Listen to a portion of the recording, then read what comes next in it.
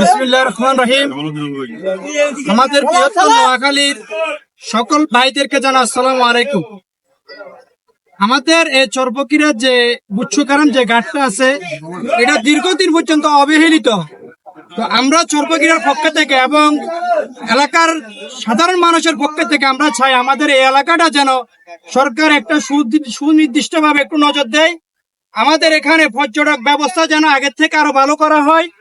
আমাদের এখানে যে একটা বেহাল অবস্থা, নদী ভাঙন এবং বিভিন্ন খাতে আমাদের এখানে অনেকটা এলাকার মানুষের দুর্ভোগময় একটা অবস্থা যাচ্ছে। তো আমরা চাই আমাদের সরকার যেন আমাদের এলাকার প্রতিনিধি যারা আছে তারা যেন এই আমাদের এলাকার দিকে যেন একটু সুদৃষ্টিতে একটু তাকায়। গার্ড কর্তৃপক্ষ যারা আছে তাদের পক্ষ থেকে যারা আমাদের এখানে পর্যটক যারা আসবেন তাদের জন্য সুব্যবস্থা আছে এবং দিনের রাতে যথেষ্ট পরিমাণ নিরাপত্তা দেওয়ার জন্য আমাদের ঘাট কর্তৃপক্ষ এখানে প্রস্তুত থাকবে ইনশাল্লাহ। যারা পর্যটককে যারা আসবেন তারা নির্বিঘ্নে এখানে ঘোরাফেরা করতে পারবেন। এটা আমাদের ঘাট পক্ষদের যারা আছে যারা নিয়েছে তাদের পক্ষ থেকে আমরা তাদেরকে নিরাপত্তা দিয়ে যাবো ইনশাল্লাহ।